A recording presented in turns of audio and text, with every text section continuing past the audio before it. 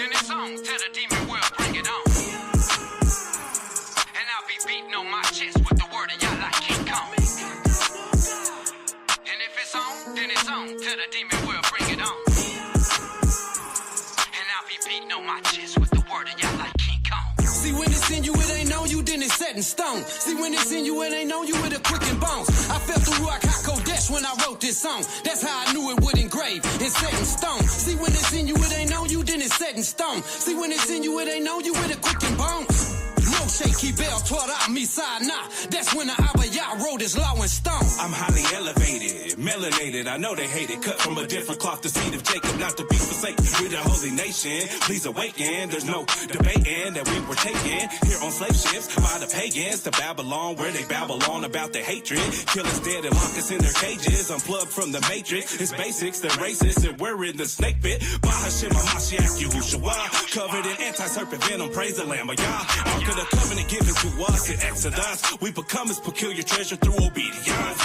Bahashim Mashiach Yeshua, covered in anti-serpent venom. Praise the Lamb of Yah. Ark of the covenant given to us in Exodus. Yahuwah Bahashim Yahushua Barakatah. Selah. See, when it's in you, it ain't on you, then it's set in stone. See, when it's in you, it ain't on you with a quick and bones. I felt the Ruach HaKodesh when I wrote this song. That's how I knew it would engrave. It's set in stone. See, when it's in you, it ain't on you, then it's set in stone. See, when it's in you, it ain't on you with a quick and bones. Moshe Kibel taught out me side nah. That's when the Abba Yah wrote his law in stone. Try me out the water like Moshe in denial. This water for the skeptics, y'all gon' draw them out the Nile. Every knee will bow. Tongue confessions like snitching, righteously eating. Hunt for the rep, for the wicked, prepare a table in front of my enemy. Beating the homeless friends and family. I felt the Ruach HaKodesh when I heard this song. When the Messiah coming back, it won't be long. I need the word in me like Mary before she know Joseph. Had him blown away, I mean Adam is so explosive. Pharaoh let go and y'all's chosen. Don't need your golden chocolate, we golden. There's nothing that can take the place of the Most High fighting these devils like Dante. The devil may cry, Shema, Yeshua, Yahuwah, Elohenu. I want that stone with a name on it. This brand new.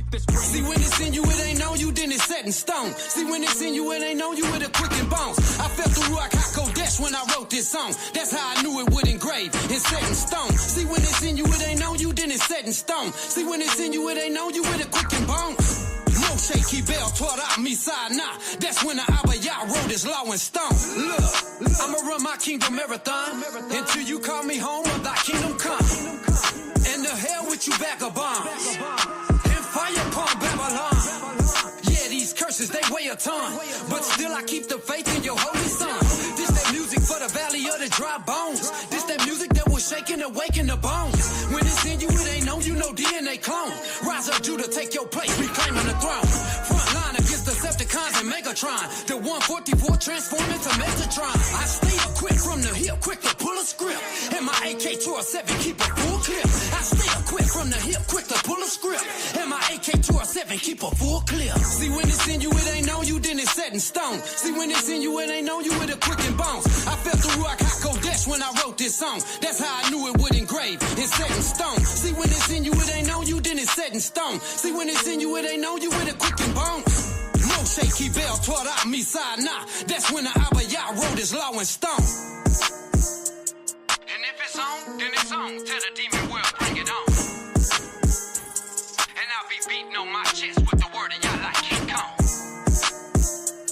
And if it's on, then it's on. Tell the demon world, bring it on. And I'll be beating on my chest with the word of Yah like King Kong. And if it's on, then it's on. Tell the demon world, bring it on. And I'll be beating on my chest with the word of Yah like King Kong. And if it's on, then it's on. Tell the demon world, bring it on. Beating on my chest with the word of Yah like King Kong. See, when it's in you, it ain't on you, then it's set in stone. See, when it's in you, it ain't on you with a quick and bones. I felt the Ruach HaKodesh when I wrote this song. That's how I knew it would engrave. It's set in stone. See, when it's in you, it ain't on you, then it's set in stone. See, when it's in you, it ain't on you with a quick and bones. Moshe Moshe Kibel taught out me Sinai.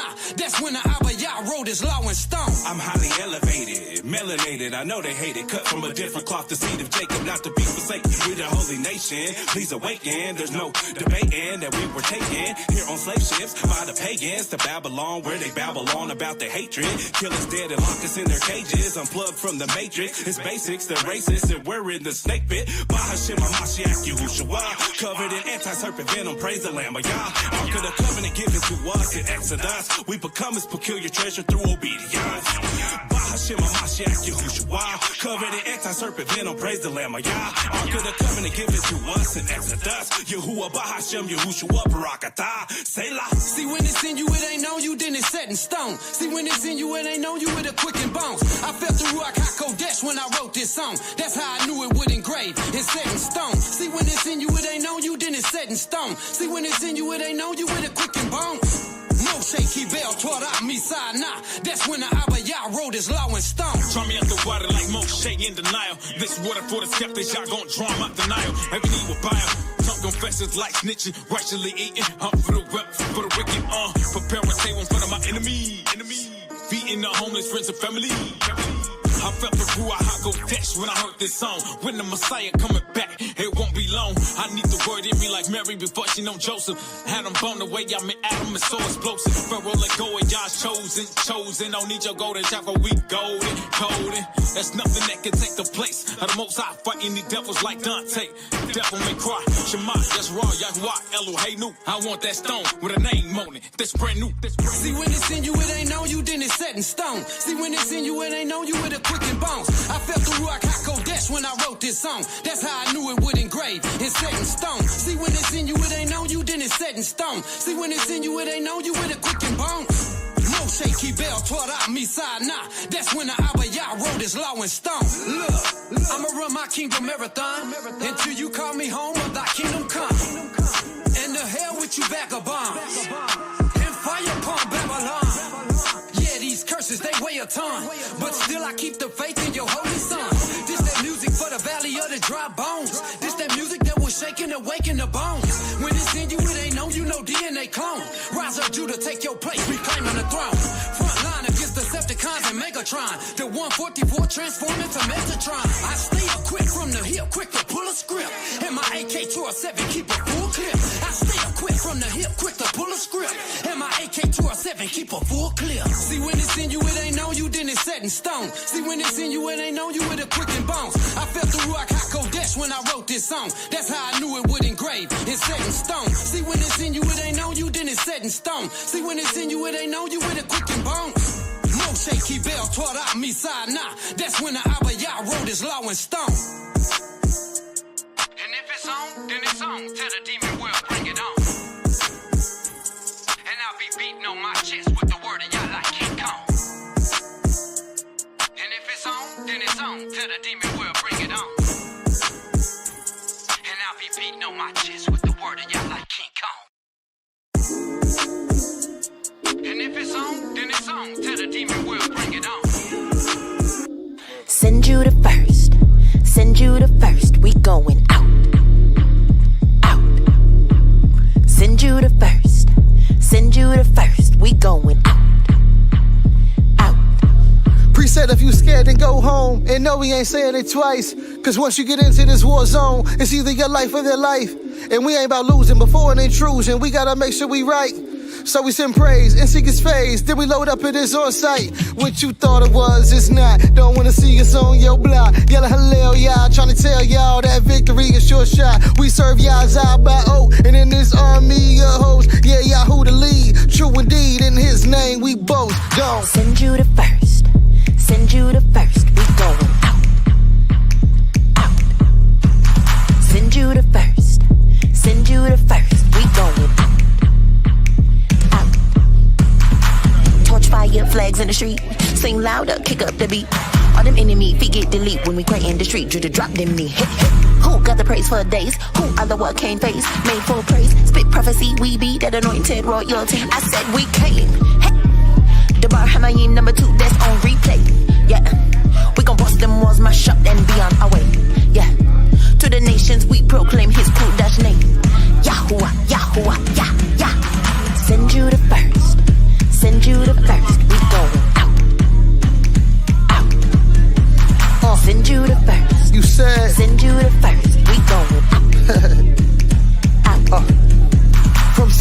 have been jamming. We need every man out here standing. Got sisters home and they praying while they brothers in the field slaying.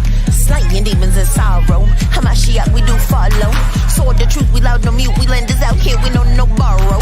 Jacob's seed is undefeated. We all greeted with praise and leads us through a war without a grievance. Till the win is completed, then we return with our pieces. Peace banger, peace be still with the Rangers. Mighty morphin', we hang them up the drive, they can hang on, hang up. Let's go. Send you the first, send you the first, we going. Send you the first, send you the first, we going. Send you the first, send you the first, we going out, out.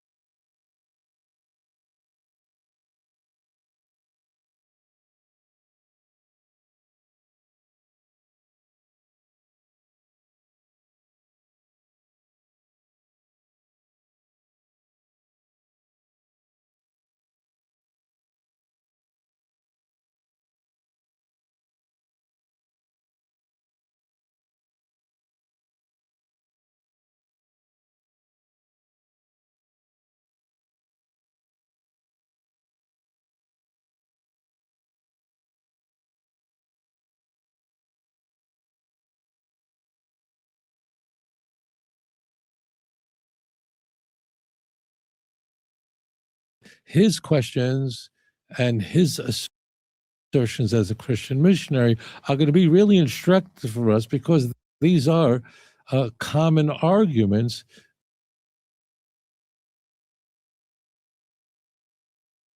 that are used. Let's examine his claim.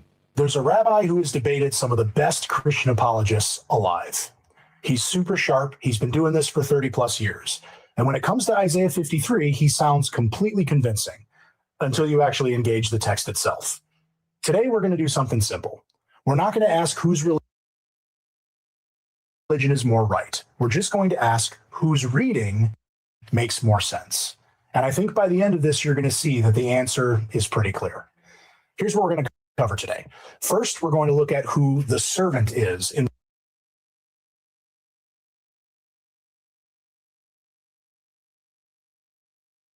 the book of Isaiah. This is the key question that the whole debate really hinges on. That really tells us who's in focus in Isaiah 53. Rabbi Tovia Singer has been one of the most prolific anti-missionary voices for the past 30 years. He's debated serious people. He holds his own. And I'm not going to be dismissive of him here. That would be cheap. Let's start at the beginning. Isaiah 40 through chapter 53 contains what scholars call the servant songs. A mysterious figure called the servant of the Lord appears over and over again.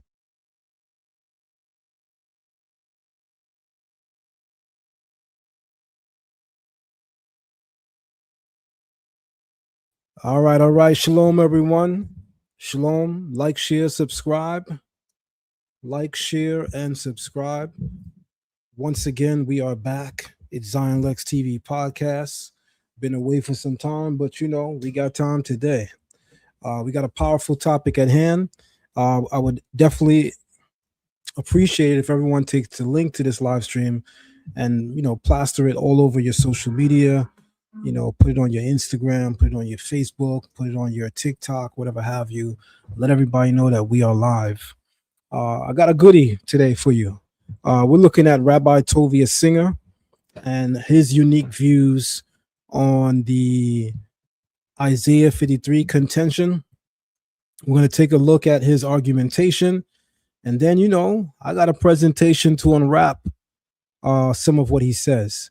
But we're going to play this video. We're going to enjoy it. I'm going to comment where I need to comment. And then we're going to have some fun. Let's go. Again. And the big question everyone asks is, who is this? It's some of the best Christian apologists alive. He's super sharp. He's been doing this for 30 plus years. And when it comes to Isaiah 53, he sounds completely convincing until you actually engage the text itself. Today, we're going to do something simple. We're not going to ask whose religion is more right. We're just going to ask whose reading makes more sense. And I think by the end of this, you're going to see that the answer is pretty clear. Here's what we're going to cover today. First, we're going to look at who the servant is in the book of Isaiah. This is the key question that the whole debate really hinges on, that really tells us who's in focus in Isaiah 53. Rabbi Tovia Singer has been one of the most prolific anti-missionary voices for the past 30 years. He's debated serious people. He holds his own. And I'm not going to be dismissive of him here. That would be cheap. Let's start at the beginning. Isaiah 40 through chapter 53 contains what scholars call the servant songs. A mysterious figure called the servant of the Lord appears over and over again. And the big question everyone asks is, who is this person? Rabbi Singer's answer is Israel. Specifically, the righteous Torah-observant remnant of Israel, depending on where we are in the text. His argument is straightforward. He'll point to Isaiah 40 through 48, where the servant is called Israel explicitly and repeatedly. But you, Israel, my servant, Jacob, whom I have chosen. Jacob, my servant, Israel, whom I have chosen. Israel, for you are my servant. There you have it. The servant is named. It's Israel. Case closed. If you're reading Isaiah 53, the final of the 4 servant songs, and you see an individual Messiah or, God forbid, Jesus, you haven't read the chapters that came before it. And he's right that chapters 40 through 48 explicitly identify the servant as Israel. You cannot argue that. But the plot thickens. Even Rabbi Singer himself doesn't think the servant means every Jew. In his videos, he explicitly admits that sometimes the servant is speaking of corporate Israel, all Jews, whether it's Karl Marx, Sigmund Freud, wealthy secular Jews, Hollywood Jews, and I'm quoting him here, the Senate from Vermont. And other times, the servant is specifically just the devout, Torah-observant Jews, the righteous remnant, the truly faithful within Israel. So he's already doing something important. He's narrowing. He's saying that the servant isn't all of Israel. Sometimes it's a representative group within Israel, a subset of Israel defined by their character and faithfulness. So here I'm going to be charitable. He's raising an interesting point. It is correct that in Isaiah 41, verse 8 and 9, we're told explicitly that the servant is Israel. But you, Israel, my servant, Jacob, whom I have chosen, the offspring of Abraham, my friend, you whom I took from the ends of the earth and called from its furthest corner, saying, you are my servant, I have chosen you, I have not cast you off. Imagine being able to build an app with your name on it, just by thinking about it. Meet Base 44.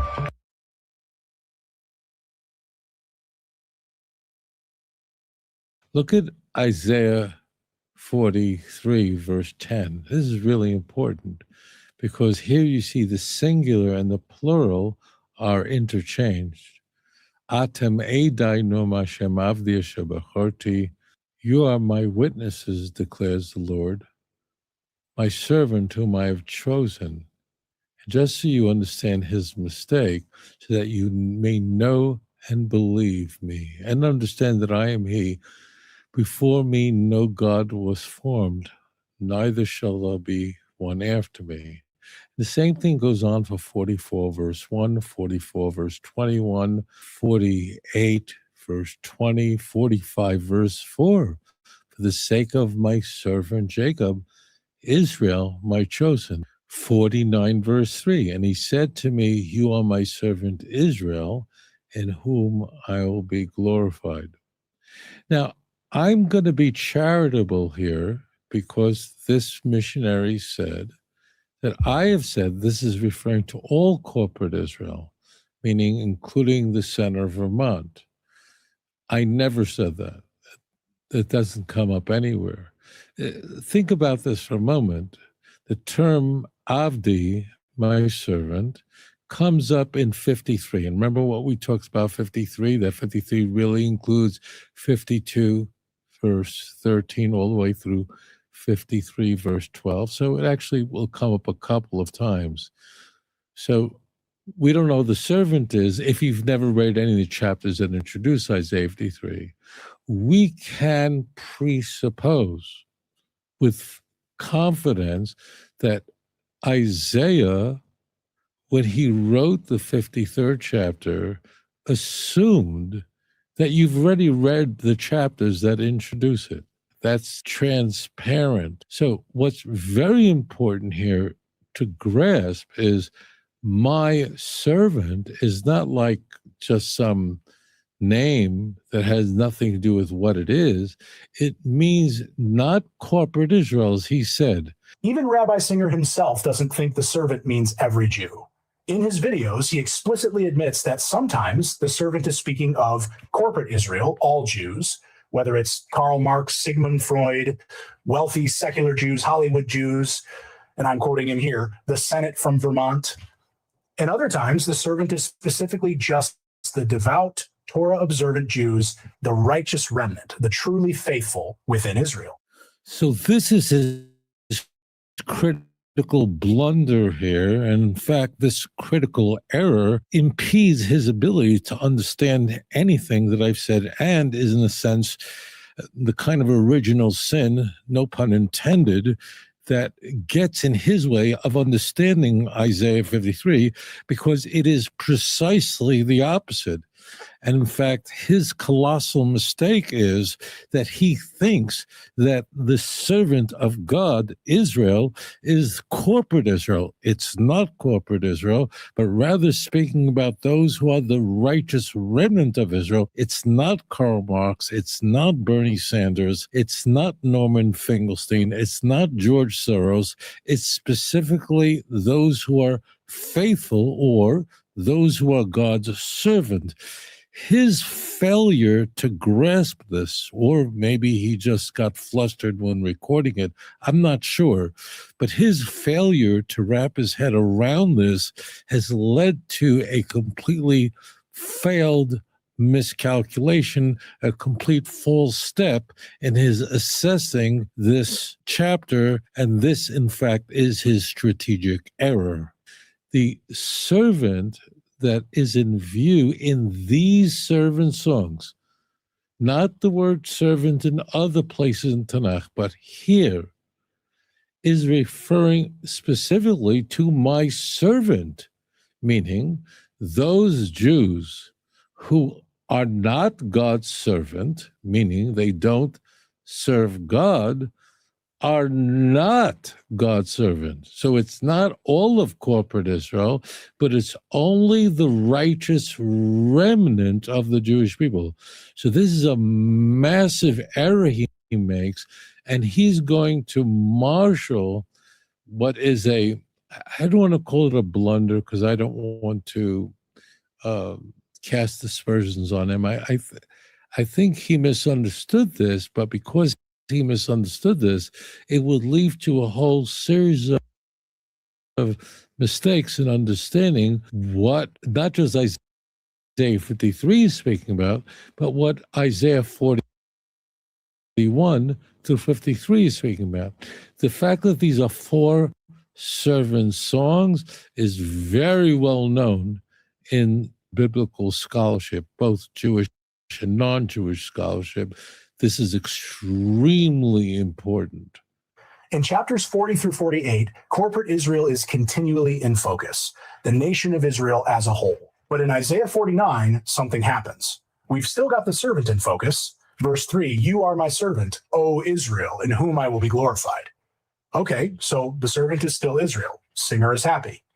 But then look at verses 5 and 6, same chapter, literally the next breath.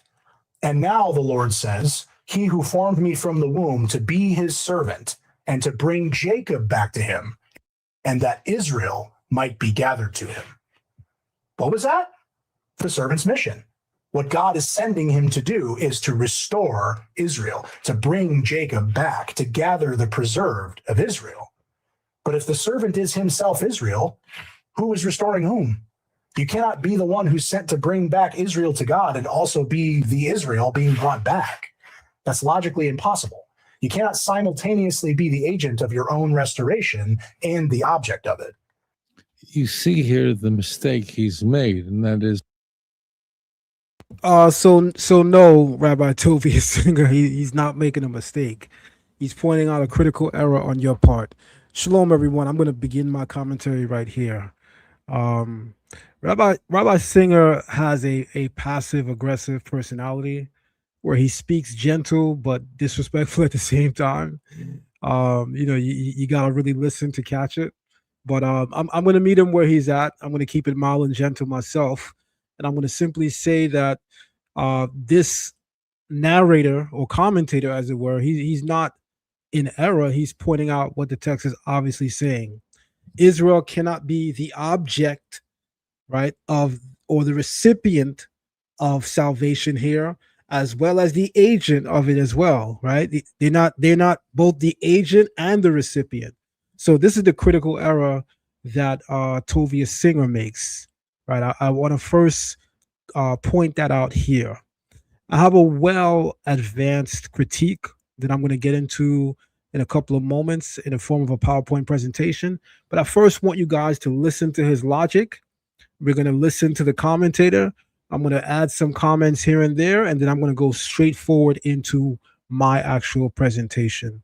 There's a lot of information that not only Rabbi Singer is holding back on, but much of Jewry holds back on when it comes to this topic. Many rabbis around the world are not entirely forthright or truthful about the full scope of what both the Torah, Tanakh, and oral tradition have to say about the Mashiach.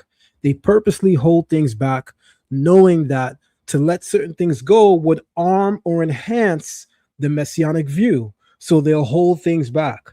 But as you guys know, I've been studying the oral tradition for 30 years now. I am a teacher of it. I'm a practitioner of it, and I know it very well. So I'm able to make those corrections where necessary. Right. So we're going to hear from Rabbi Singer a little bit more, and then I'm going to go into a very heavy critique. I'm going to ask everyone to like, share, and subscribe, and also donate to the platform. It gets better. Wait on it. to bring back the preserved of Israel. Again, I'm going to be charitable, but he's made this enormous error. Watch this one more time. What God is sending him to do is to restore Israel, to bring Jacob back, to gather the preserved of Israel. But if the servant is himself Israel, who is restoring whom? To gather the preserved of Israel. So this is completely incorrect. And you could see that it is this original error, his misunderstanding of this, that has led to the series of mistakes that, again, I think he meant well, but he was completely. I guess you can literally make anything up when the mic and the camera is only on you. But just imagine the guy was there to rebuttal. Like Rabbi Singer is completely dealing in fiction right now. He knows very well that the individual in question had countered his argument very well, and he's acting as if there was no damage done, and he vicariously, bypasses it and arrives where he's at now. I think it's actually a little silly because it's almost like saying, no matter what you say, I'm right. Imagine debating someone, and after a lengthy conversation or after a lengthy diatribe, you say, yeah, okay, but I'm still right. That's essentially what's happening here. He's not really delving into the topic scholastically, which you would expect. He is a rabbi after all, except he's just simply saying, well, he's in error. He's not seeing things, and I'm paraphrasing. He's not seeing things clearly. What he's basically doing is he's diminishing the scholarly value of this critical point of view that is raised against him, right? He's assuming for his audience that the person commenting has no real knowledge, no real foundation on the topic, right? So essentially, he is being facetious with him, right? He's also, I want to say, being mildly disrespectful, all right? You should be able to pick up on it. I'm gonna let it play a little bit more, and then we're gonna go in. You up. So this is very critical. Isaiah 49 is actually gorgeous. If someone were to ask me, what's your favorite? All right. First donation of the evening. Thank you very much, Ivan Alvarez. Shalom and thank you very much. I see you. Shalom and thank you very much. Greatly appreciated. Much love to you. All right. Do keep in mind we have an entire academy entitled Learn Torah Hebrew Academy. You can find us at patreon.com/Learn Torah for all of those who are interested in having an academy to learn under and from that is Torah based, that is Tanakh based, and that also goes into the Berit HaChadash, the New Testament. All right. We also have a rabbinical course. We have a Kabbalah course. We have a weekly Torah class. I mean, we have a lot of classes and courses in our academy. But here we go. Thank you. Chapter in the prophets? Probably Isaiah 49. Isaiah 49 is unique because of its intimacy. Isaiah 54 is also in that department. Well, look, it's all gorgeous, all delicious. But 49 takes my breath away. And there are some times in the quiet of the night when I want to feel God next to me. Sometimes before my prayers, I read Isaiah 49 just to put me in the right mental state to enter into that intimate relationship with Hashem, to fulfill the mitzvah, to have dveikus with God. Dveikus means to cleave to God, to love God. I read Isaiah 49. What is 49? So this chapter, it describes a conversation between God and his servant. Again, the servant, Israel, is not all of Israel. I'm not God's manager. I'm a salesman, meaning I don't, whoever it is, it's the devoutly religious Jews, and you'll see how just deeply religious they are. But the key is that God has called Israel, not all of Israel, but his servant Israel. And again, don't even think for a moment that I'm like inserting these words. Isaiah literally says in Isaiah 49, verse 3, this is not, I didn't put this into your Bible, I didn't sneak into your computer and insert these words there. See Isaiah 49, verse 3. Israel is God's servant. Okay, so it says it explicitly. And he said to me, you are my servant Israel, in whom I'll be glorified. In whom I'll be glorified, which means God's servant Israel is going to glorify God. How so? We're actually going to be... All right, let me point something out that is critical here. Rabbi Singer makes the argument that there are passages in the four servant songs where Israel is explicitly identified as a servant. You don't have to wonder, you don't have to ponder, you don't have to question it. It's right there in the text. Thou art my servant, O Israel, right? So yeah, we agree with the position, the fact that there are places in the servant songs where the servant is explicitly referred to as Israel. However, there are also places in the servant songs where the servant is not identified and is understood by the rabbinate, the rabbanim, chachamim, the rabbis and sages of old, as referring to King Mashiach. So Rabbi Tovia Singer knows this, everyone. He's a rabbi. He doesn't receive semika, ritual ordination, unless he comes into Torah Sheval Peh, the oral tradition. So he knows the things that I'm going to be mentioning in a couple of moments, but the real question is, why does he act as if these things doesn't exist? Also, let me just point out some common sense things. Notwithstanding the fact that the Messiah is not called is not called the servant directly in these passages, that doesn't mean that he's not the servant. So for instance, There are several prophecies, Messianic, all throughout the Hebrew Bible, the Old Testament, the Tanakh, where the Messiah is referred to as everything but Mashiach. That's clear as day. There are several passages. Let me run that back so everybody can understand what I'm saying very clearly. Rabbi Tovia Singer posits here that simply because we can find in the servant songs a direct reference to the servant being Israel, that means the servant can't be anything other than Israel, and he's incorrect.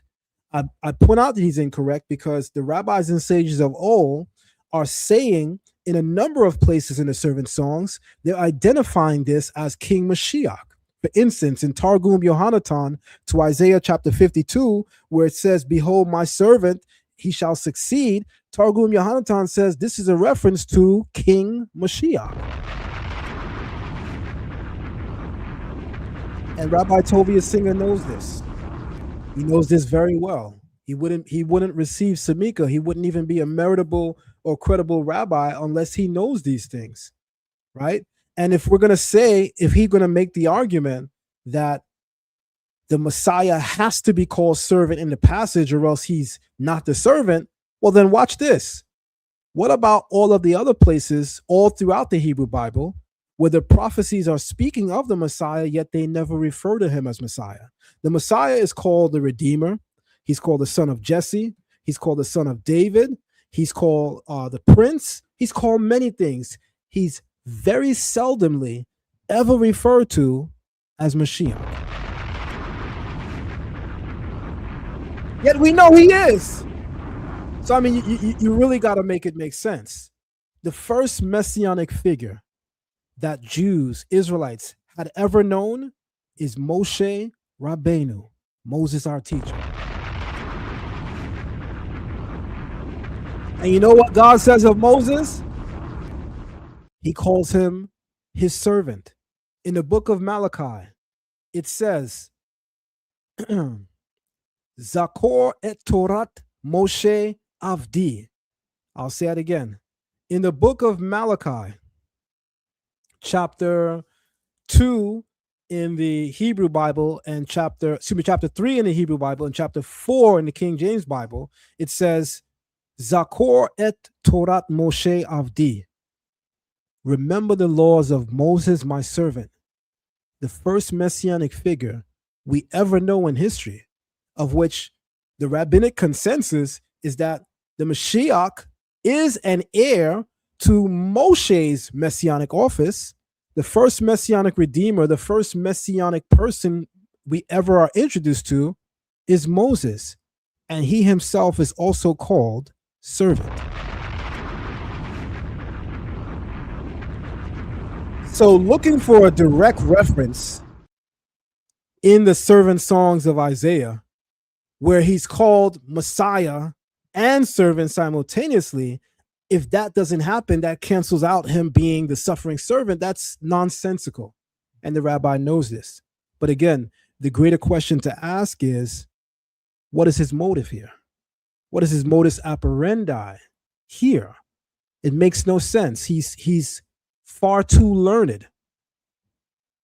So that means there's a hidden hand at play. That means there is some type of deception at play because, again, the rabbi is too learned not to know or be aware of these things. I'm going to unpack it on a whole nother level in a couple of moments, but we're going to play a little bit more. Here we go. Told us in that, what does the righteous remnant of the Jewish people, what is their role? What is the mandate of the Jew? These are very, very famous passages. In fact, you know some of them without realizing it. So the Jewish people have a role in the world. And it's not to make movies in Hollywood. It's not to run economies and professors in Ivy League schools and lawyers that would get people out of jail and do your tax return and deliver your babies and come up with polio vaccines. We're proud of some of those things, but that's not our job. Our role is twofold. And we're told about this in Isaiah 49, verse 6. And you'll see this is the beginning of his mistakes. The role of the Jewish people is not all the Jews, but the role of the righteous remnant of the Jewish people is to bring back the rest of the Jews and to be a light to the nations. Let's watch what he has to say. And now the Lord says, he who formed me from the womb to be his servant and to bring Jacob back to him, and that Israel might be gathered to him. What was that? The servant's mission. What God is sending him to do is to restore Israel, to bring Jacob back, to gather the preserved of Israel. There may be a mishmash of both plural and singular pronouns used alongside it throughout this section, but the title servant remains in the singular and is the same every single time. And then something happens after chapter 53.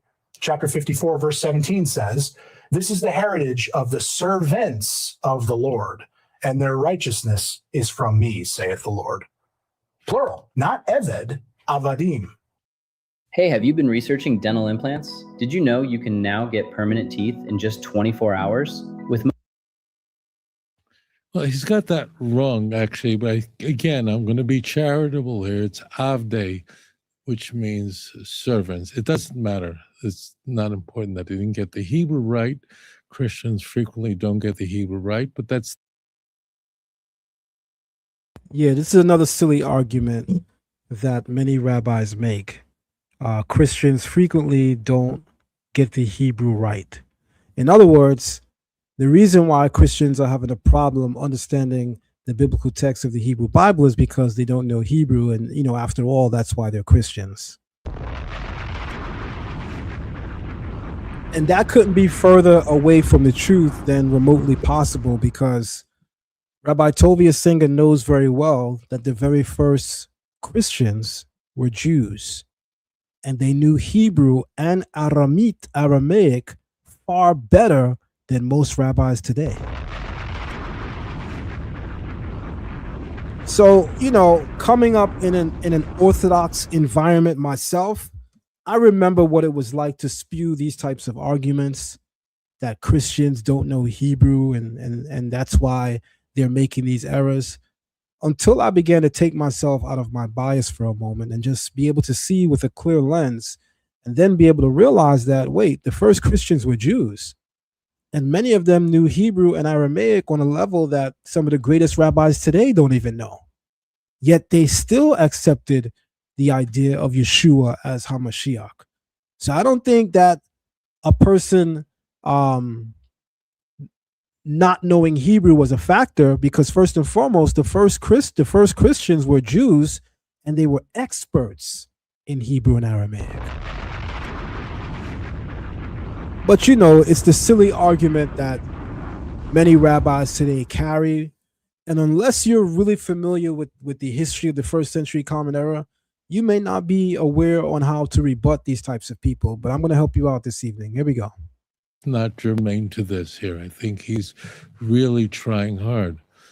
And that's exactly correct. That means throughout the servant's songs, we see that the servant is spoken of both in the singular and in the plural, like as we mentioned earlier.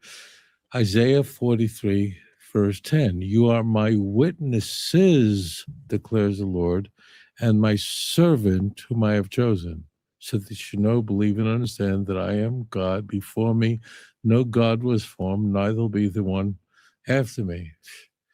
I wish they'd hear that at the Vatican and at Fuller Theological Seminary and Dallas Theological, and the Philadelphia College of Bible. We wouldn't be in this much trouble.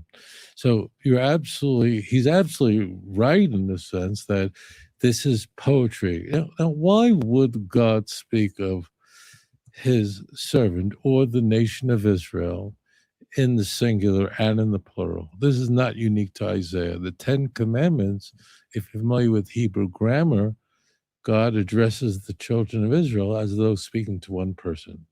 The answer, I think, is transparent, and that is the children of Israel have a singular history and a singular destiny, a glorious destiny. So we are many people, but we are, of course, one united people, a nation that has been given a mandate. And that mandate is very, very clear from the get-go. You know, right before the 10 Commandments were given, that's Exodus chapter 20, in Exodus chapter 19, we're given the same message, that you are to be a mamleches kohanim v'goy kadosh. You are to be a kingdom of priests and a holy nation, plural, singular, back, forth. Why? Why are we to be? It means, why are we to do that?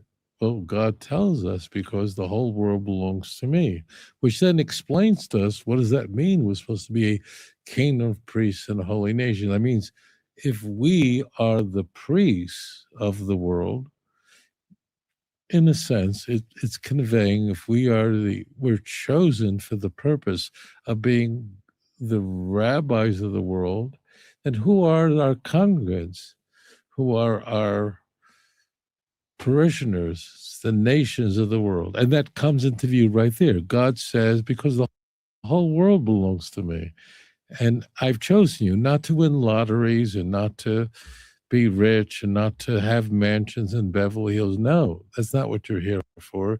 You're here to supply the message. In fact, that tells us why we're an eternal nation. Why do we have to be an eternal nation? Because we have an eternal message to bring to the world. So now this all becomes very, very, very clear. The servant is spoken of in the singular because we have a singular destiny, a glorious destiny. And in Isaiah 49, we have something really very special, where God is calling the servant to bring that message. To do what? To raise up the tribes of Jacob, to establish the tribes of Jacob. That's literally the language of Isaiah 49 and 6. And to be a light to the nations. Have you heard that term? That the Jew is supposed to be a light to the nations. We find that in Isaiah 42, verse 6 as well, and it's called Brit Am, a covenant nation. Wow, Christian Bibles often mistranslate that, but Brit Am, a covenant nation. So the role of the Jewish people is to be a light to the non-Jews. Now, what's very sweet about Isaiah 49 is that the servant feels really unable to carry out that mission. And there's like a conversation between the servant, again, the righteous remnant of Israel, not corporate Israel, as he says. And this, I think, has led to many of his misunderstandings, because this error keeps coming up over and over again. The remnant feels beleaguered and going, but I'm hated, I'm despised. In fact, the same language as Isaiah 53. It sounds like you hear the echo of Moses, in a sense, who is our leader. He too, when he was called to deliver the children of Israel from Egypt, in chapter 3 of Exodus, he just goes, how am I going to pull that off, right? I can't do that. And he argues with God, in a sense, all the way through the end of chapter 6 of the book of Exodus. Explain to God why I am not worthy, and how am I going to pull this off? He ends with his final argument that I have a speech impediment. Am I the right spokesman? God solves that in Exodus chapter 7, verse 1. But what I want to focus on is that in Exodus chapter 3, verse 12, Moses is saying, I am going to go to Pharaoh and to the children of Israel, and God promises him, I'm going to be with you. And that's what 49 is all about. It's about this conversation between the servant and God, and the righteous remnant is going, how am I going to pull it? Everybody hates me. I feel rejected. I feel despondent. I mean, by the way, how could you say this is Jesus. I mean, is God telling God, I can't do it? It doesn't even make sense. It does make all the sense in the world that the faithful remnant of Israel feels that the task is absolutely overwhelming. But everybody hates me. And God says these words. I mean, if you want to fall in love, this is a good way to do it. Isaiah 49, verse 15, God asks the question, would a mother who is nursing her baby? So imagine that moving portrait, the bond between a mother and a suckling child. And God asks the question to the servant. He says, could a mother abandon her suckling child, the child of a womb? And our instinct is to go, well, of course not. There could be no closer relationship than a mother and a newborn baby. And God surprises us and says, these two might forget, but I'll never forget you. All right. I see we got a contestant on who makes the Zion Lexx TV Summer Jam screen. Here we go. Yedidia. Yedidia Doron 4227 says, JC said he came for the lost sheep of Israel. I guess that includes the lost tribes that are spread around the world. Missionaries came to them with the New Testament. It came with they eat pork. Yeah, you can just tell by certain comments that a person is not grounded in scholarship at all. But I'll repeat myself once more. If there's someone that would like to rebuttal something I'm saying, please do join the live stream. If you continue to spam the comment section, I'm going to assume you're just trolling. In that case, I'm just going to delete and block you. But I will give you the fair opportunity to actually join the live stream. So Yedidia Doron, if you'd like to join the live stream, the link is here if you're feeling froggy. If not, unfortunately, I'm going to delete and block you because it looks like you're just spamming the comment section. And I'd rather you come up here and demonstrate your views. We can have a great conversation. But please don't spam the comment section. That's not going to work well for you. You will be deleted and you will be blocked. But you do have an opportunity where you can just come on a live stream right now and have a conversation if you're feeling froggy. Let me continue. I'm always going to be with you, very much like when God gives Moses a mandate much earlier than he gives the righteous remnant of Israel the mandate. So 49 is just pow. And again, the righteous remnant, the servant, feels totally exasperated, feels like he's just not worthy. And if you begin Isaiah 50, which we're not going to go in too far now, but in Isaiah 50, God is like going, why do you feel this way? Like, where is your bill of divorcement? Like, did I divorce you or something? Like, where are the creditors to whom I've sold you? That's 50. So very much in context, and God is reassuring the servant that he could pull it off. Again, the servant is not the way he says corporate Israel, which means it's speaking about all the Jews. It's not. It's speaking about a faithful remnant of the Jews. In case you want to get a... All right, I think we've assessed enough of Rabbi Singer's views. If anyone's friends with him on Facebook or Instagram, please tag him and let him know he has an open invitation to join our live stream right now, live as well. He lives in Israel, so they're about 7 hours ahead. So obviously he may not be available to join at 1 a.m. But, if he was available, he can join. And I'm also not sure that he's in Israel right now, but he does travel. So again, if anybody's friends with him, tag him. Let's see if he'd be willing to join a live stream. I'd love to have him on the show on a separate day, earlier, at a time convenient for him so that we can have a discussion. But yeah, With that being said, I'm going to go into my presentation now because I think much of his views have already been demonstrated. And so we're going to tackle what is flawed about his views right now. In the meantime, I'm going to ask everybody to like, share, subscribe, donate to the platform. This is Zion Lexx TV Podcast. You know, when we come to bring it. And I got to tell you, we came to bring it this evening. Stay tuned. Shalom, shalom, family. This is your brother Avdiel Ben Levi, otherwise known as Zion Lexx. Go to Amazon and purchase all of my books. Type in my author name, Avdiel Ben Levi, or you can also type in Zion Lexx. There you'll find some of my earliest books and my latest works. It was written and engraved. The DNA of Sound, The Star of David Controversy, Ancient Kemet on Trial, Patriarchs of the Covenant, Matriarchs of the Covenant, and my two foremost books that are critically acclaimed on Amazon, and even one has become a bestseller, and that's going to be the Messiah Codex Volume 1 and Messiah Codex Volume 2. So go to Amazon.com today, type in my name, Avdiel Ben Levi, otherwise known as Zion Lexx, and there you can purchase all of my books. Peace and shalom, family. All right, so with that being said, I'm ready to go into the presentation. I hope you guys are too. Like, share, subscribe. Let's get this going.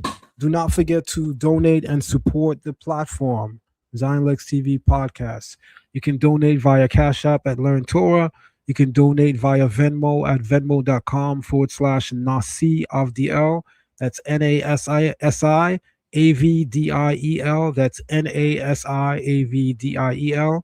You can also donate via Zelle at 929-822-3286. And all of this info is on the screen right here. If you'd like to become a member of Learn Torah Hebrew Academy, where you can join our Hebrew classes, we do have a Hebrew class tonight at 9 p.m. sharp. We have a Tuesday Torah class. We have a Wednesday Rabbinical class. We have a Thursday Kabbalah class. Feel free to join our academy, Learn Torah Hebrew Academy, at patreon.com/Learn Torah.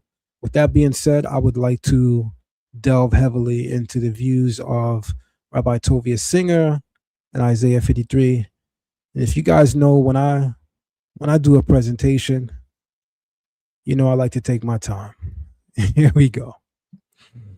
Zion Lexx responds or reacts to Rabbi Tovia Singer on Isaiah 53. Yeshua as Mashiach. The prophecy, the Messiah, the truth exposed. Well, let me begin with a nice profile of Rabbi Tovia Singer.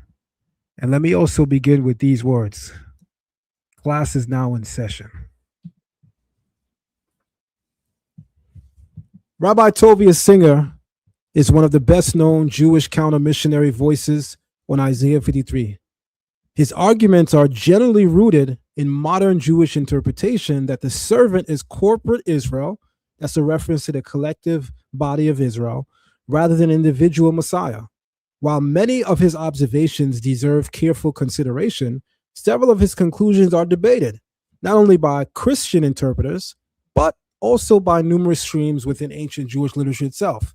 It is therefore inaccurate to suggest that his interpretation represents the only traditional Jewish understanding. Absolutely. He does not speak for all Jews. He also does not speak for all Jews of old, the ancient Rabbanim with Chachamim, the rabbis and sages. Rabbi Tovia Singer's primary arguments. His position generally consists of the following points. The servant throughout Isaiah, especially chapters 41 through 49, is repeatedly identified as Israel, as he points out. The servant suffers because of the nations. That's a critical error. That's a critical error, Rabbi Tovia Singer, because if you identify the nation of Israel, corporate Israel, collectively as being the servant in the singular, then you now have a problem. And that problem is, the text goes on to say that the servant is suffering on behalf of others, and you posit that the servant Israel suffers because of the nations, when the Torah actually points out that Israel suffers due to their own sins. So Houston, we already have a problem with one of your views, Rabbi Tovia Singer, because the Torah, the Tanakh, makes it unequivocally clear, emphatically clear, that Israel suffers due to her own sins. That's the first thing. So we already have an issue. Rabbi Tovia Singer, here we go. 3, Isaiah 53 is written from the perspective of the Gentile kings confessing that Israel suffered from their sins. Oh, really? We'll see about that in a couple of moments. 4, the Messiah is never described in the Hebrew Bible as dying for mankind's sins. Oh, really, Tovia Singer? So that means you're also willing to discredit all of the rabbis that are on record regarding several passages in the Hebrew Bible as referring to the death of the Messiah as the suffering servant under the label Mashiach ben Joseph.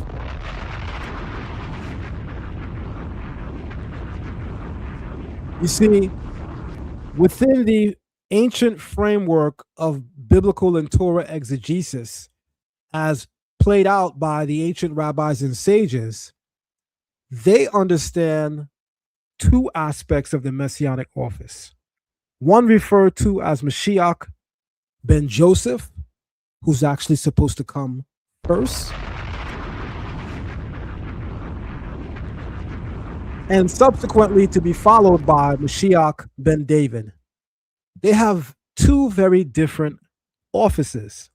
So much so that the rabbinic consensus, at least, is that they are 2 different people. And there are some that reject the notion that they should be 2 different people because there's a teaching in the oral tradition.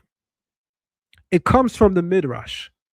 And the teaching is as follows: as the first Redeemer, so the last Redeemer. The first Redeemer is Moses. The last Redeemer is King Mashiach. Their lives play out very much the same in several respects.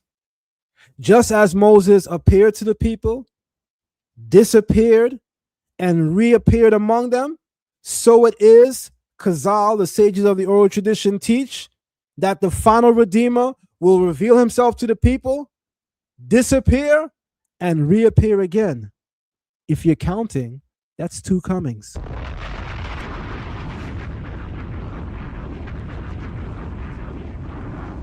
Moses revealed himself to the Israelites, killed an Egyptian, went into hiding for 40 years. No one knew what would happen.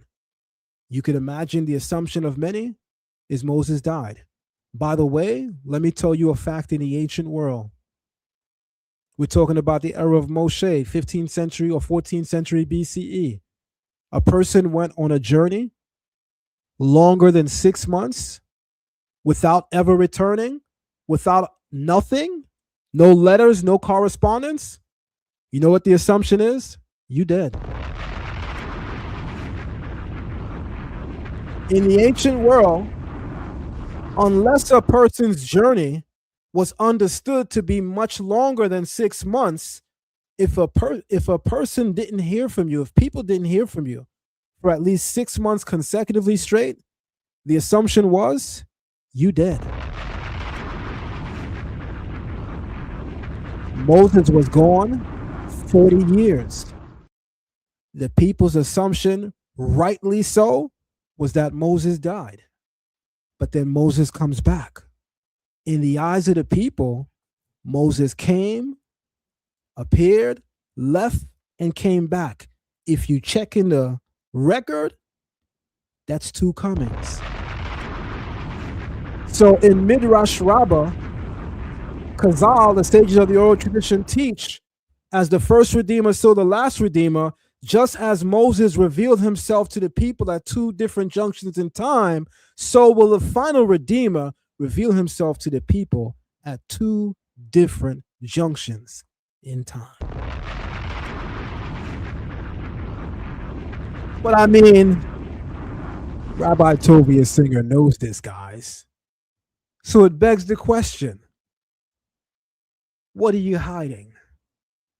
Why are you not telling the whole truth? You know, to not tell the whole truth in and of itself becomes a lie. Here we go. He says the Messiah is never described in the Hebrew Bible as dying for mankind's sins. Okay. The sacrificial system never allowed a human sacrifice. Yeshua could not have fulfilled Isaiah 53 because many details remain unfulfilled, including universal peace and worldwide knowledge of God. I'm going to rebut to 6 in a moment, but I'm going to go back to 4, right? The Messiah is never described in the Hebrew Bible as dying for mankind's sins. The sacrificial system never allowed a human sacrifice. I have a question. By a show of fire emojis, bombs, and fire in the chat, how many of you recall that in the Torah itself, God tells Moses, step aside. I'm going to destroy all of Israel and make an entirely new nation out of you. And instead of Moses agreed and saying, yeah, after all, I am that guy, Moses says, no, please don't. But if you will, blot my name out of the book that you're writing.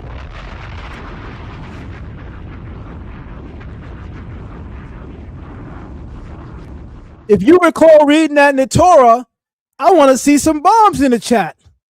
I want to see some fire emojis in the chat. Because I got a question. We refer to Moses in the oral tradition as Moshe Rabbeinu, Moses our teacher. Moses is a master teacher. We say that no one understands the Torah quite like Moses. The Torah itself tells us Moses is not like any other man. God had to impress that idea on Aaron Aaron and Miriam, when they tried to challenge the prophetic office of Moses. God said, Moses is not like you, nor is he like Aaron. I'm paraphrasing. You see, when I reveal myself to a prophet, I reveal myself in a dream or a vision. Not so with my servant Moshe. With him do I speak plainly, not in riddles. Pay el pay, as a man speaks with his friend. Can I share some Hebrew? When we appeared at Mount Sinai, the collective body of Am Israel, the children of Israel, the Torah says, face to face did we come with God at the foot of Mount Sinai. In Hebrew, that's panayim el panayim. You know, my neighbor that lives across the street, if I step outside my house and my neighbor steps outside the house, but we don't cross the street, but we square up and we look at each other, do you know that we can say that we had a face-to-face encounter? So God said he had a face-to-face encounter with Israel. But with Moses, he spoke pay el pay, mouth to mouth. It's a much higher level of intimacy. It's a much higher level of proximity and closeness. So I have a question. Moses has a connection with the Almighty God, Hashem, in a way that no man has. And he asked the Creator, allow me to take the blunt of their sins. I'm paraphrasing. Because God wanted to destroy Israel because of their sins. And Moses said, no, don't do it. But if you should still persist, blot my name out of the book that you're writing. Where did Moses get the idea that he can become a vicarious atonement on behalf of the people?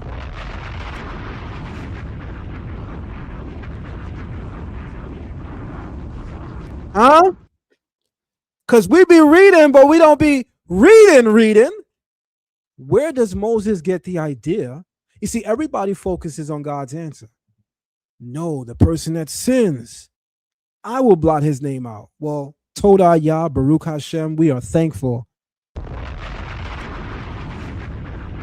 But I still have a question. Moses has a connection with the Almighty that no man has. What does Moses know that lends him to the belief that he could become a vicarious atonement on behalf of the people? Sure, God says no, but what knowledge is Moses operating from when he suggests that he can intercede on their behalf and take the brunt of their sins? I hope you're listening, pondering, and considering.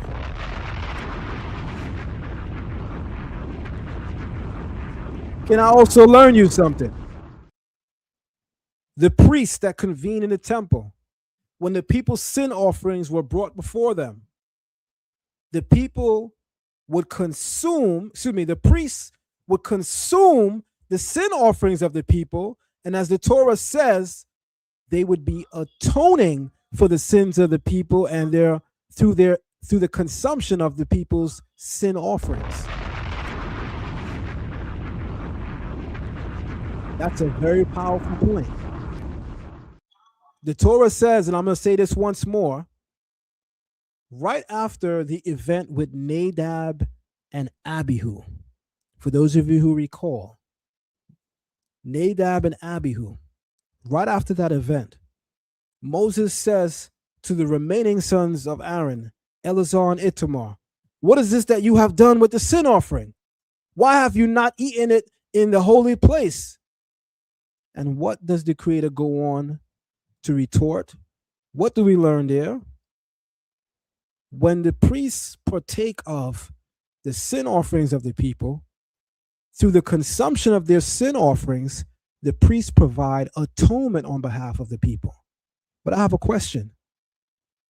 Nowhere in that passage does it says the people changed their ways and God brought them atonement. Nowhere in that passage does it say that the people became righteous all of a sudden and God gave them atonement. It says to the consumption of the sin offerings, the priests provided atonement on behalf of the people. So we already have a template in the Torah that the priests can become a vicarious atonement on behalf of the people. Rabbi Singer knows this. So it begs the question, what are you hiding? But we'll continue. I think this is fun. Yeshua could not have fulfilled Isaiah 53 because many details remain unfulfilled, including universal peace and worldwide knowledge of God. You know, most rabbis harp on this notion that Jesus, or as we say, Yeshua, cannot be a fulfillment of the Messianic prophecies because he did not usher in the judging of the nations. He did not gather the exile hosts of the people, the lost sheep of the house of Israel, nor did he spawn the rebuilding of the third temple. In fact, when he died, the second temple was still standing. So for those three primary reasons, among myriad others, many assume, you know what they say when you assume, many assume that Jesus, or as we say, Yeshua, cannot be a fulfillment. But I got a question, Rabbi Tovia Singer. For the next 30 days, Rabbi Tovia Singer, I'm going to respond to you with a stream of videos. I want you to lock in and pay attention. A point that I'm going to make, that's a very powerful point, with respect to Jesus not being a fulfillment of the prophecies because he didn't judge the nations, gather in the exile hosts, nor spawn the rebuilding of the third temple. That's obsolete. Why is that obsolete? Because the rabbis and sages already saw through scripture that there are two messianic offices, Mashiach ben Joseph and Mashiach ben David. Mashiach ben Joseph is a suffering servant. He got one job: come here, suffer, and die, so that his death serves as an atonement for the people's sins. Huh?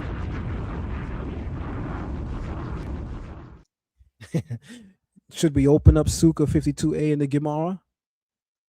Should we go through Sanhedrin 96a through 98b?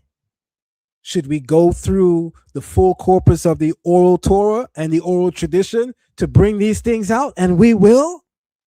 Rabbi Singer, you know this. So it begs the question, what do you got to hide?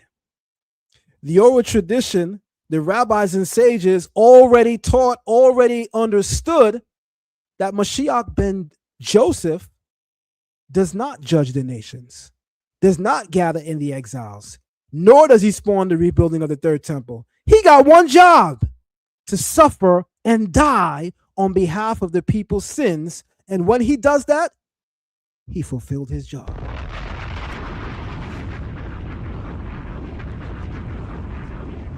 So why, Rabbi Tovia Singer, would you be extremely disingenuous by not including the full spectrum of the rabbinic understanding of the messiahship of the Redeemer to come by going into all of the oral tradition's teachings on the Mashiach? Because you know very well Mashiach ben Joseph is not supposed to do any of those three things. He got one job: to die and suffer. And when he does that job, he succeeded in his mission. So no, Yeshua is not a failure because he does not judge the nations, gather in the exile hosts of the children of Israel, nor spawn the rebuilding of the third temple. No, he's not a failure because he didn't do that. That wasn't his job in his first coming. As the first Redeemer, so the last Redeemer. Just as Moshe appeared to the people, disappeared, and reappeared, so shall the future Redeemer have one and two comings. You know this, Rabbi Tovia Singer. So it begs the question, what do you have to hide? This is fun. I'm just warming up. You are locked into Zion Lexx TV Podcast. Get familiar. We'll be right back. Shalom and welcome to Zion Lexx TV. Be sure to like the video, subscribe, and share the live stream. Become a member of Zion Lexx TV and unlock several hidden features and hidden videos. Also, you can donate to Zion Lexx TV at Cash App $Zion Lexx or via PayPal at zionlex@gmail.com. We also have an online academy entitled Learn Torah Hebrew Academy. Visit us on patreon.com/learntorah. Our gold tier membership gives you unlimited access to our special event lectures and our special live movie nights. Our platinum tier gives you unlimited access to our Torah class, Kabbalah class, Patriarchs and Matriarchs of the Covenant classes, as well as understanding the New Testament via the oral tradition class. Our diamond tier gives you unlimited access to all of the previous tiers, as well as our most sought-after class, our Biblical Hebrew course. And finally, our highest tier, our Sapphire tier, gives you unlimited access to all previous tiers, as well as our highly esteemed rabbinical course. Be sure to sign up today and check your tier membership so as to ensure you're getting access to the classes you desire. Thank you for visiting us here at Zion Lexx TV, and now back to our current live stream. All right. We do have a Hebrew class tonight at 8:45 p.m. sharp at Learn Torah Hebrew Academy, patreon.com/Learn Torah. You still have time to join. With that being said, we just got started. Y'all ready? Let's get it. Flaw number one. It is my view and opinion that Rabbi Tovia Singer's views on the Mashiach is extremely flawed. But I say simultaneously extremely disingenuous, because he purposefully holds out details with respect to the Mashiach, knowing that withholding those details disarms Messianic and Christian communities and circles. But here's something that I've learned from a very long time. The truth doesn't need an alley hoop from you. It doesn't need a push. It doesn't even need a pep talk from you. All you have to do is speak it and walk away. You don't have to withhold information in order for your truth to stand. You don't have to exaggerate information in order for your truth to stand. You just have to speak it and walk away. So when I catch you, Rabbi Tovia Singer, purposely withholding information, it begs the question, what do you have to hide and why? What are you so afraid of? I'm going to show the world tonight exactly what you're afraid of. Here we go. Flaw 1. The servant is not always corporate Israel. This is my position. Rabbi Tovia Singer assumes that because servant frequently refers to Israel, that this must mean that every occurrence must also refer to Israel. And that's where he's wrong. The book of Isaiah itself disproves this. Consider this. Isaiah 49:3 identifies the servant as Israel. Yet, only 2 verses later, it says, to bring Jacob back to him, that Israel might be gathered unto him. The servant cannot simultaneously be Israel and the one restoring Israel. Make it make sense.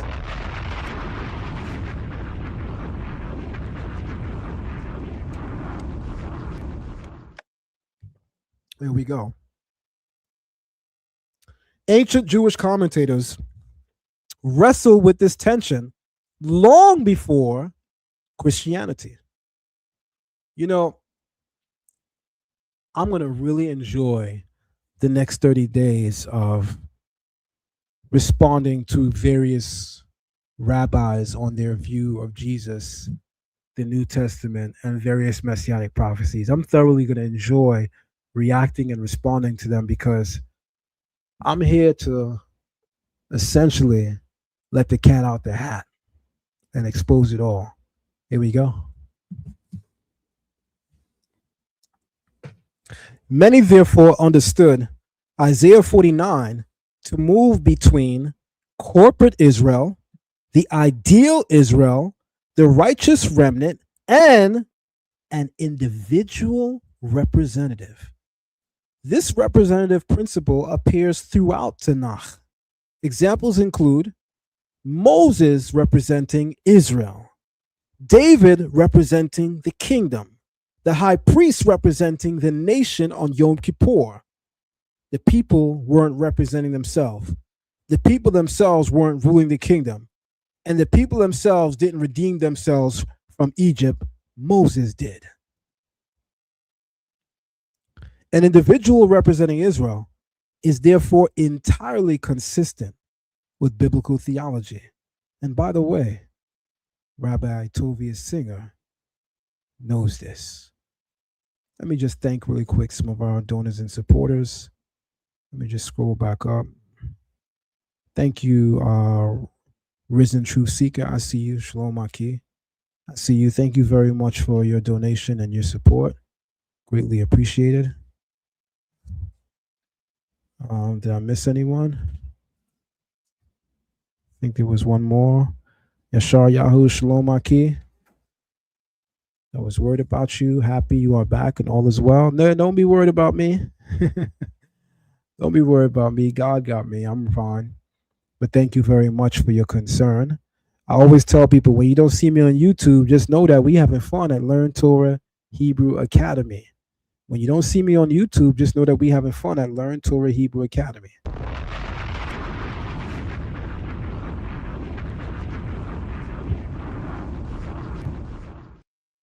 All right.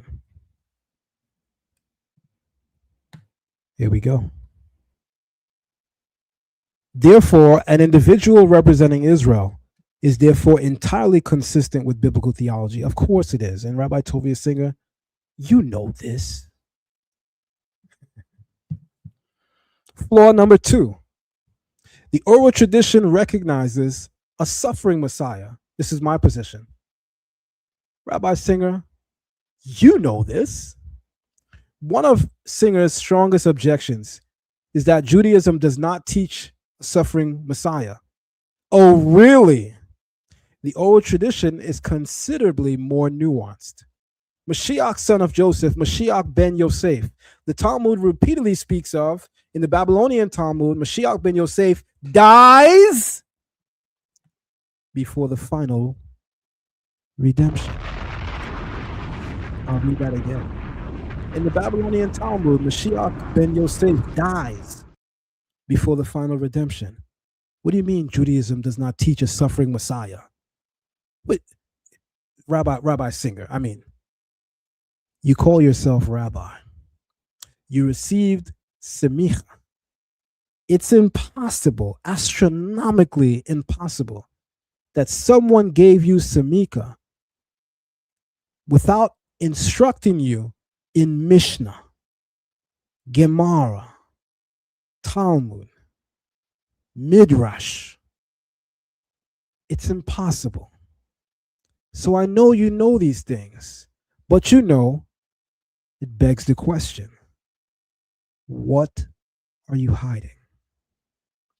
Well, I'm going to show them what you're hiding, and it will immediately become obvious why you're hiding it. Although this figure is not explicitly connected to Isaiah 53 in every source, it demonstrates that ancient Judaism did preserve traditions of a suffering and even dying Messiah.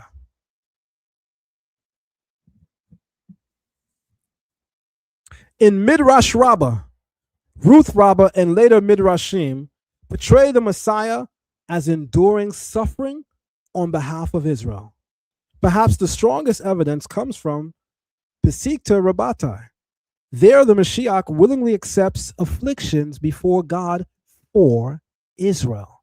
There it is said that the Messiah willingly accepts afflictions before God for Israel. The Messiah even declares that he accepts suffering so Israel may be redeemed. This is strikingly similar to themes found all throughout Isaiah 53. Sanhedrin 98b, I kind of mentioned it earlier. The Talmud records the Messiah being called the leper scholar. Why is the Mashiach, Rabbi Tovia Singer, referred to in the Gemara as the leper scholar? Oh! His sickness becomes part of his messianic identity. This hardly resembles the triumphant only Messiah often presented by counter missionary arguments such as yours, that the Messiah is only a redeeming and redemptive figure, a salvific figure. He never has a low, he's always on the high. No. Rabbi Tovia Singer.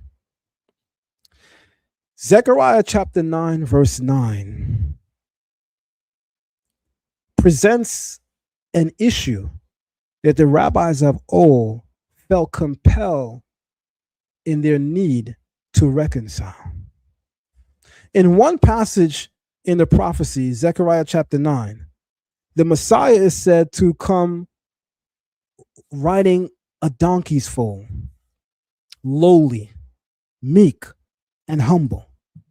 Yet contrast that with Daniel chapter 7's description of the Messiah coming with the clouds of glory in the full triumphant glory.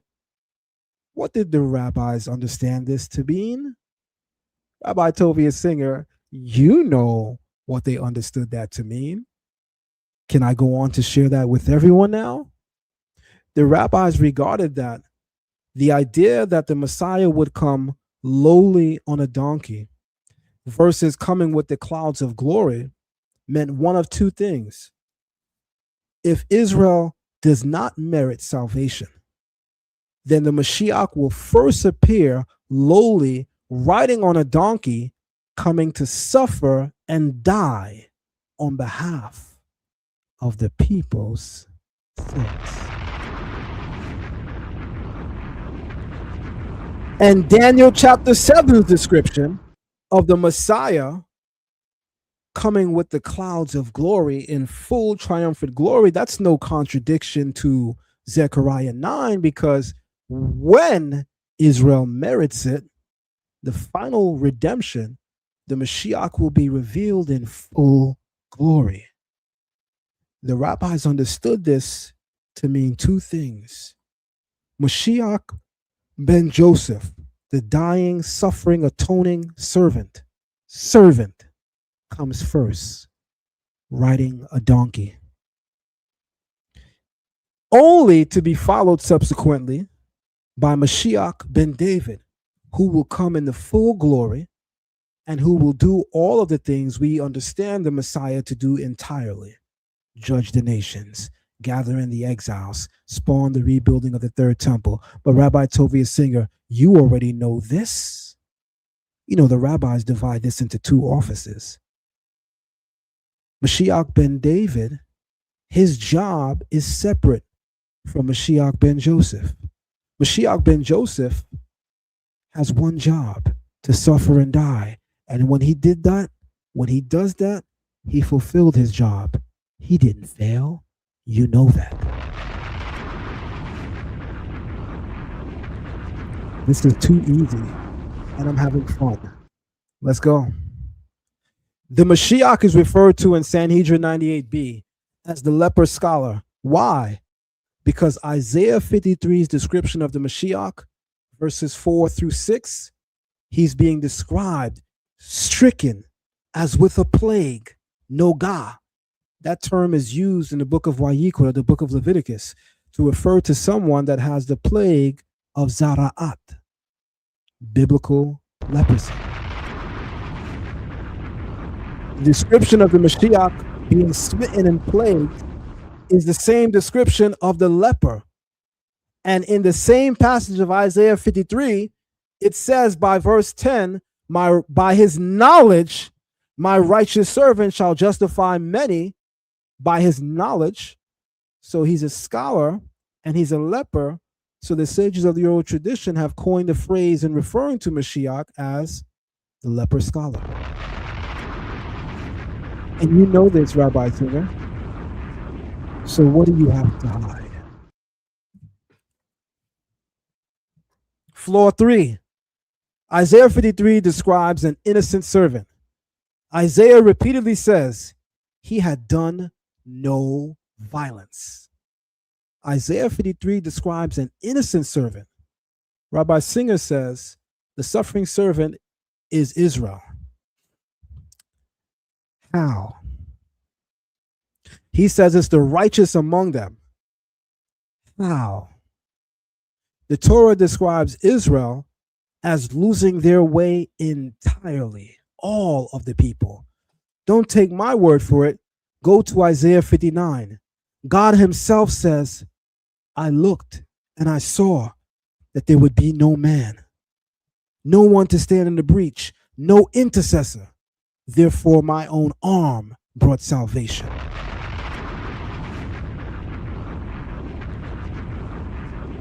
So, Rabbi Tovia Singer, you just gonna skip over that?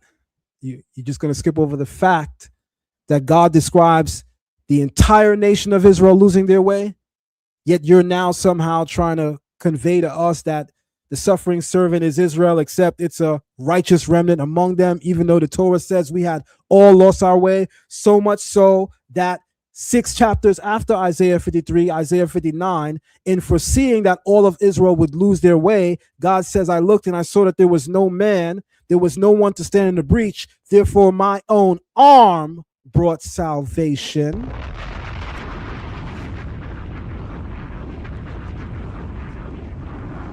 But you know this, Rabbi Singer. So it begs a question. What do you have to hide? I'm going to continue to show them. Isaiah repeatedly says of the servant, he had done no violence. No deceit was found in his mouth. This can't be old wicked Israel. Not Israel that was prophesied to go into exile and captivity, of which she did because of her wickedness. If the servant is culprit Israel, difficulties arise. Throughout Isaiah itself, Israel is repeatedly condemned for idolatry, injustice, covenant breaking, and rebellion. By the way, Rabbi Singer, you continually shape corporate Israel as reflecting the collective body of Israel. But then you come back and contradict yourself and say within that collective body, it's a righteous remnant among them. Well, Rabbi Singer, which one is it? You know, because when the thing about when you start to tell a lie, you got to now tell a new one, and then you got to tell a new one, and then you got to tell a new one. And then that's why people tell you probably shouldn't be lying. Because in your own words, you say the suffering servant is corporate Israel, the collective body. And then when you run into problems with that, you say, well, since you understand the collective body was wicked, you now say, oh, it's a righteous remnant among them. So you find yourself reinventing, reinterpreting your own logic. What's really happening here is when you tell one lie, you need to tell two more. And the problem is you should not be lying.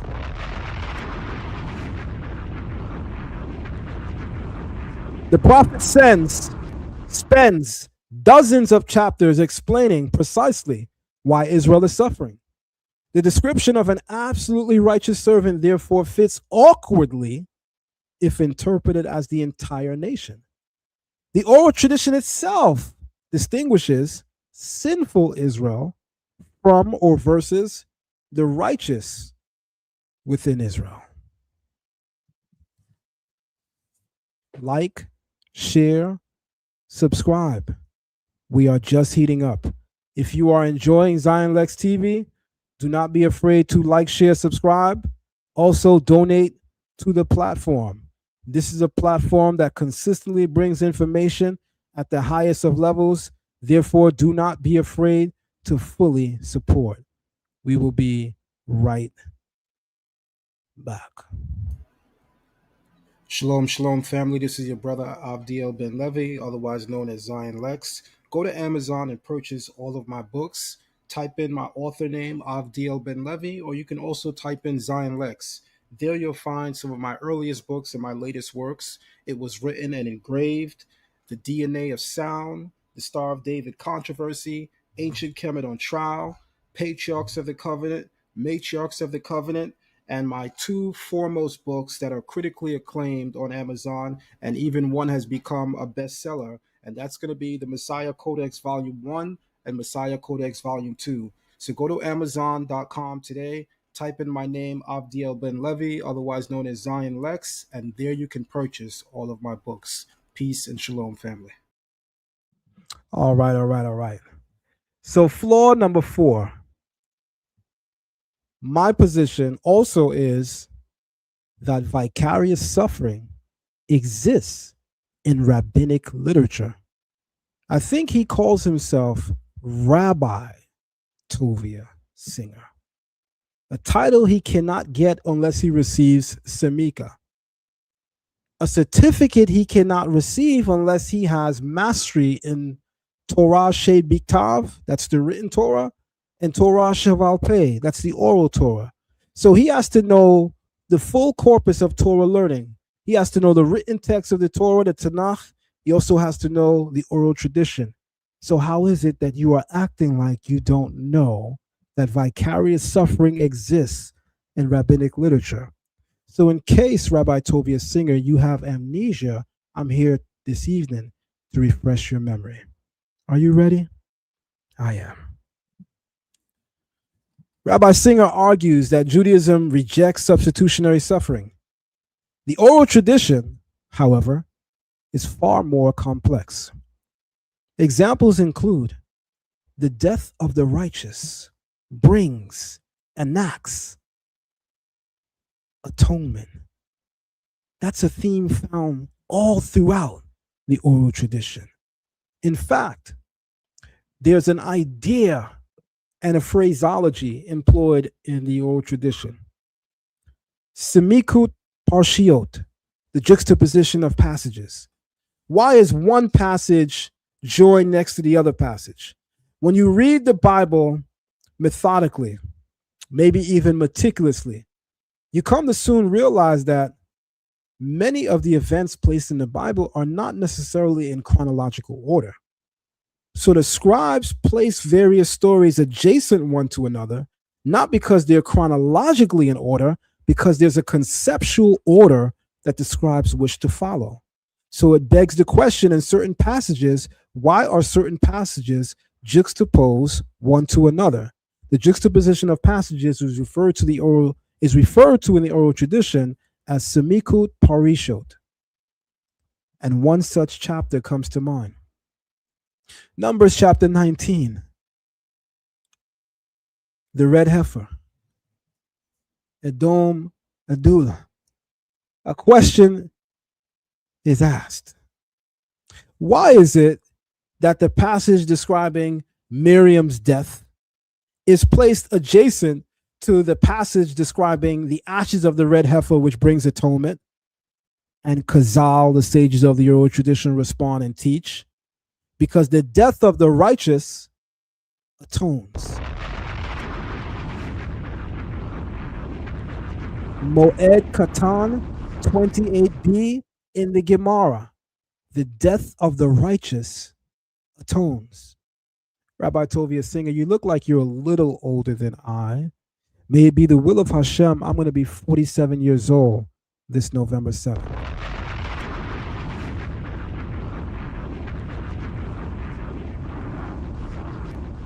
You look a little older than me. I've only been studying Torah since February of 1994. I'm assuming you've been studying it a little longer. You may have possibly even been a rabbi a little longer than that. So I can't possibly imagine that you don't know this. So you know, Rabbi Singer, it once again begs the question, what do you have to hide? The oral tradition is replete with the notion that the death of the righteous brings atonement. The suffering of righteous individuals benefiting the generation. The death of Aaron's sons is discussed as bringing atonement to that generation.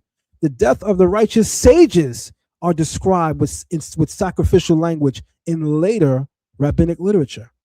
Examples appear in discussions throughout the Babylonian Talmud and Midrashic literature. This is not incidental. This is not identical to later Christian atonement theology, but it does demonstrate that Rabbinic Judaism recognizes redemptive value in the suffering and death of the righteous for the sake of atonement.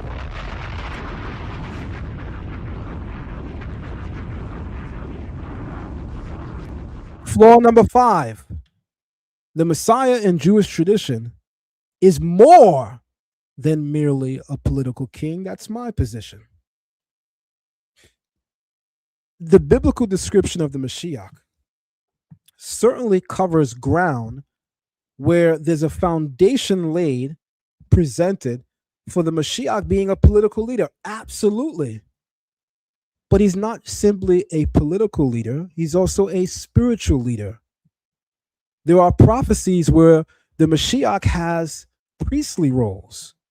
He's said in the Psalms to be a priest according to the order of Melchizedek. We know that David uses the Urim and the Thummim.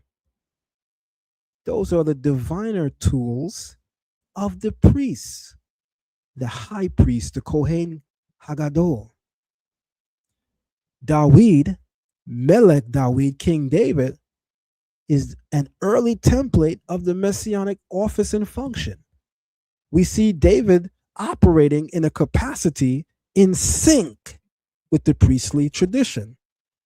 So we know that the Messiah is not simply a political ruler or leader, he's also a spiritual ruler or leader. Thus, in the messianic prophecies of the Bible, while we can certainly encounter political functions of the future messianic redeemer, we also see spiritual functions of the messianic redeemer, particularly acting in the stead of a priest or high priest. And remember what the high priest does once a year on behalf of the people. He atones for their sins.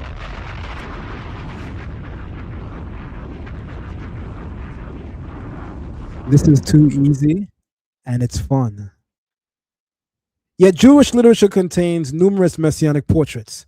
Among them, a royal Messiah, absolutely, priestly Messiah, suffering Messiah, heavenly Messiah, pre-existent Messiah in some mystical traditions as based on the Torah and Tanakh, and the Mashiach hidden before revelation. These themes appear across the Zohar, Rabbi Shimon Bar Yochai, the Babylonian Talmud, Pesikta Rabbatai, and various Midrashim. Consequently, Judaism itself preserved multiple messianic expectations. The messianic ideology is not a monolith. It's a vast sea of different ways of the function, role, and essential qualities of the Mashiach acting in the world. The messianic office is not a monolith. He is not here to do one thing. Here we go. Flaw number 6. It is my position. Isaiah 53 need not describe only the second coming or only the first. Singer frequently objects that universal peace has not arrived. Nations have not ceased from war. Come on, guys, you've seen this play before. When rabbis act as counter missionaries, speaking to Christians and messianic figures, messianic advocates, not figures, messianic advocates, you will frequently hear rabbis responding or retorting by saying, rebutting and saying, well, did Jesus provide universal peace? Nations have not ceased from warring. Therefore, Jesus can't be the guy. Jesus died. But I'm going to show you something in a couple of moments, even from the New Testament. Can I tell you guys something? The New Testament does not make the claim that Yeshua in his coming is operating in the office of Mashiach ben David. I am going to show you unequivocal, emphatic evidence in the New Testament itself that bears witness to the fact that Yeshua is boldly proclaiming that he's coming in the office of Mashiach ben Joseph. Wait on it. I got a bomb for that moment.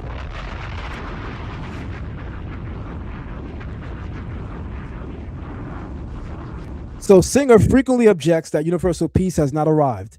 Nations have not ceased from war.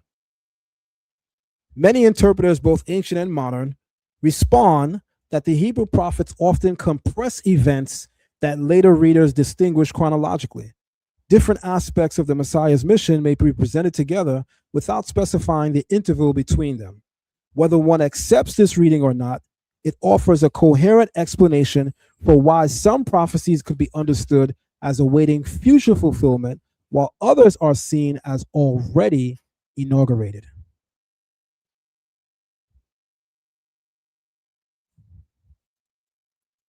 The oral tradition on the Messiah provides a more complex picture. Rather than presenting a monolith, one uniform messianic expectation, the oral tradition preserves several strands of the messianic journey towards the salvation of the world. A suffering Messiah, a victorious Messiah, Mashiach ben Joseph, Mashiach ben David, a hidden Messiah, a Messiah who bears affliction, a Messiah associated with redemption before final glory. These diverse traditions show that the ancient Jewish discussion was broader than a single interpretation of Isaiah 53. This is a masterclass on the Mashiach, as based on the Hebrew Bible, the oral tradition, and in a couple of moments, even the Synoptic Gospels. You are literally witnessing history in the making. Like, share, subscribe, and donate to the platform as we expose it all. According to a stream of rabbinic tradition, Mashiach ben Yosef serves as the suffering and afflicted Redeemer whose sacrificial death brings atonement for Israel, opening a period of divine grace in which the nation is given an opportunity to repent. Whoa. So if Jesus or Yeshua's death did not usher in the judging of the nations, the gathering of the exiles, spawning the rebuilding of the temple, then of what worth and value was it? Well, remember, there were several junctions in the Hebrew Bible where, because of our sins, God desired to make a full end of us. There are a couple of times in history where God made through on that promise. In the era of Noah, he destroyed the world. But through the righteousness of Noah, the world found grace, and it was allowed to continue for a time until people had come to repentance. So if you have not understood the wisdom in Yeshua's death, allow me to break it down to you. We were deserving by the first century Common Era to be brought to an end. This is spelled out clearly in Daniel chapter 9, in the 70 weeks prophecy. It literally says, I want everybody to pay attention. It literally says in Daniel chapter 9, verses 24 through 26, 70 weeks are decreed upon your people to bring an end to sin, to anoint the most holy, to usher in everlasting righteousness and peace. First of all, to bring an end to sin in 70 weeks. Well, we understood the 70 weeks to be 490 years, and those 490 years bring us to the first century Common Era. The beginning of the call is in the time of Ezra HaKohen. It's during the time of Koresh, Cyrus. That's where the numbering begins. When we start with that time frame, we come 490 years in, and we are now in the first century Common Era. By the first century Common Era, a Mashiach is expected to arise among Israel, as stated in Daniel chapter 9.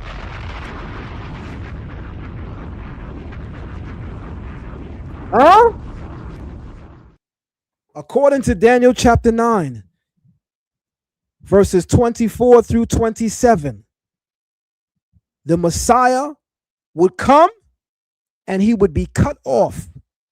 But listen to this. He would be cut off, but not for himself.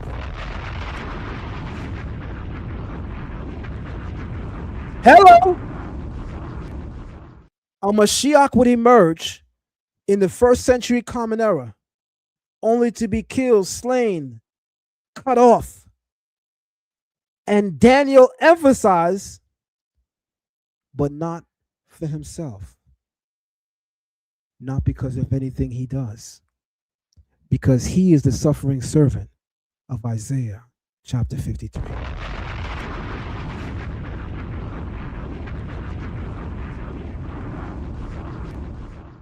His death brought grace so that we could live.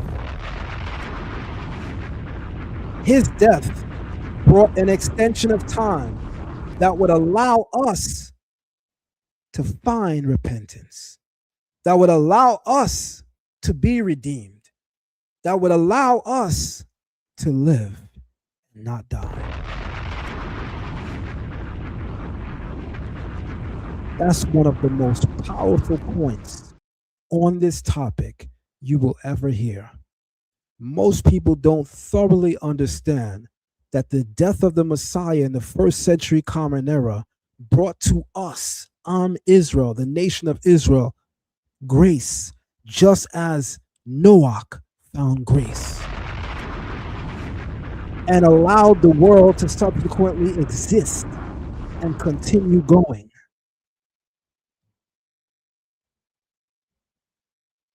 Let's continue. Mashiach ben Joseph serves as the suffering and afflicted Redeemer whose sacrificial death brings atonement for Israel, opening what?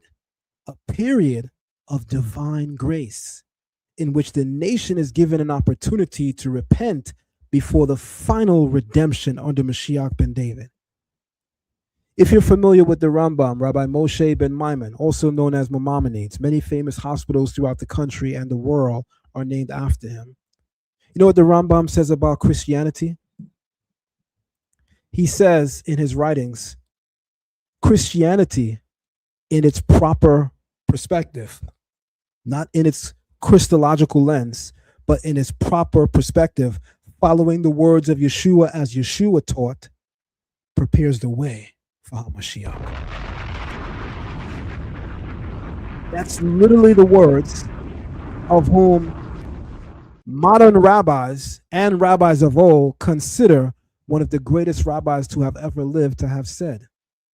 There's even a saying about the Rambam, from Moshe to Moshe, there's none like Moshe. Many Maimonidean scholars that follow and revere the Rambam's works regard his knowledge and even his persona so great that they compare him to the great man Moses. Hence the saying, from Moshe to Moshe, there is none like Moshe. And the second Moshe, the Rambam, holds that Christianity in its proper perspective, in understanding the words of Yeshua, when you understand Christianity for the value it has in the first century Common Era, before it becomes corrupted by many Christian doctrines, you will know that it prepares the world for the time of the coming of Mashiach. That's literally the words of the Rambam.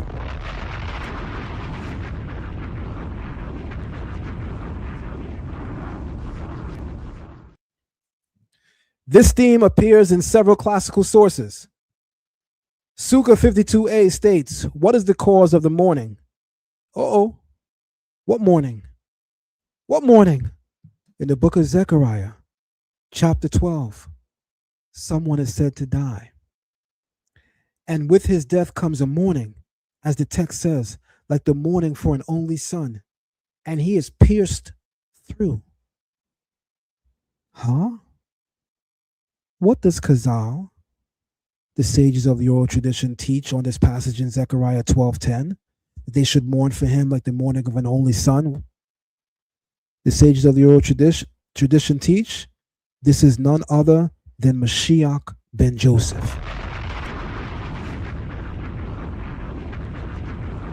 whose suffering and death provide atonement on behalf of the people.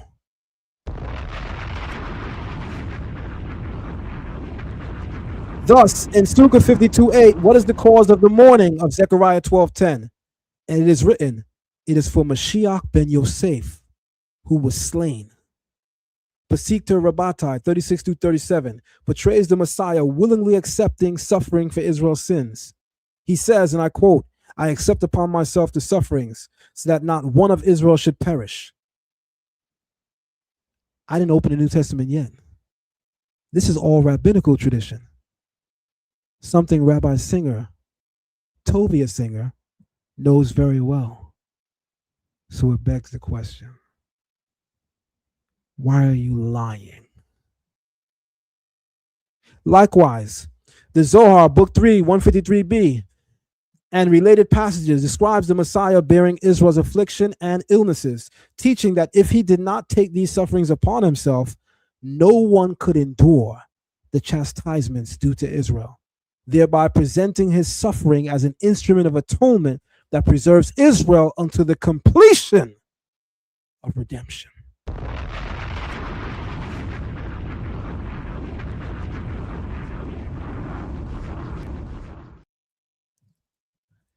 there's much more to this presentation. Should I keep going? If I should keep going, throw some fire emojis in the room. Throw some bombs in the room. Like, share, subscribe, and donate. You let me know if we should keep going or if we should stop here. We have a biblical Hebrew class tonight at 8:45 p.m. that I have to be prepared for. I can finish this out, but you let me know. Like, share, subscribe, and donate. We'll be right back. You know, when Zion Lexx TV Podcast opens up, we come in to bring the truth and nothing but the truth. Here we go. Want to take your understanding and perception of the Hebrew Bible to new and exciting heights and depths? Then join us today at Learn Torah Hebrew Academy. We offer a full range of masterly taught and thought-provoking classes and courses in Biblical Hebrew for beginners and advanced students, Torah classes, with specific emphasis on the weekly Torah portion.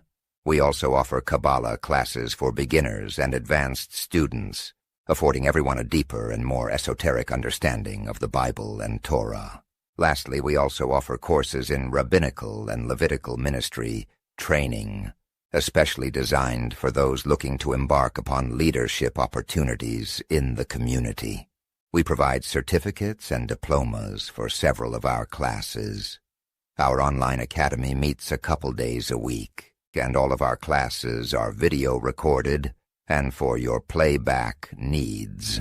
Each class recording comes with a fully digitized AI transcript, documenting everything learned and discussed in each session.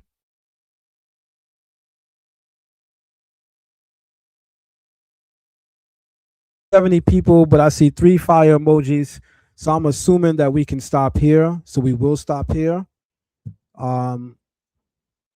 I'm going to be doing a series of videos responding to a whole host of rabbis on this topic of whether or not Jesus is the fulfillment of the Messianic prophecies. We'll get into the full shebang. Learn Torah Hebrew Academy tonight at 8:45 p.m. We will finish the presentation that we have here. We'll finish it there, and we'll also open up our biblical Hebrew class. To everyone on Zion Lexx TV Podcast, thank you for coming out. Shalom to you all. I am your brother, Nasi Avdiel Ben Levi, also known as Zion Lexx, and I am signing off, and I am absolutely out. Peace and shalom.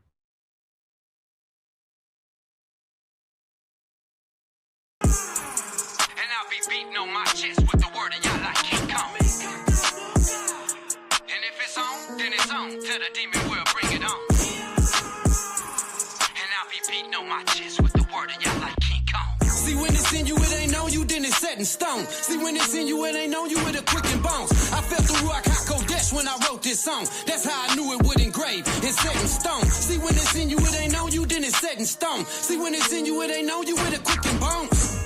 Shaky bell taught out me side nah. That's when the Abba Yah wrote his law in stone. I'm highly elevated, melanated. I know they hate it. Cut from a different cloth, the seed of Jacob, not to be forsaken. We're the holy nation. Please awaken. There's no debating that we were taken here on slave ships by the pagans to Babylon, where they babble on about their hatred. Kill us dead and lock us in their cages. Unplugged from the matrix. It's basics, they're racist, and we're in the snake pit. By Hashem, Mashiach, Yeshua. Covered in anti-serpent venom. Praise the Lamb of Yah. Ark of the covenant given to us in Exodus. We become his peculiar treasure through obedience. By Hashem, Mashiach, Yeshua. Covered in anti-serpent venom. Praise the Lamb of Yah. Ark of the covenant given to us in Exodus. Yahuwah, by Hashem, Yahushua, Barakatah. Selah. See, when it's in you, it ain't on you, then it's set in stone. See, when it's in you, it ain't on you, it a quicken bones. I felt the Ruach HaKodesh when I wrote this song. That's how I knew it would engrave and set in stone. See, when it's in you, it ain't on you, then it's set in stone. See, when it's in you, it ain't on you, it a quicken bones.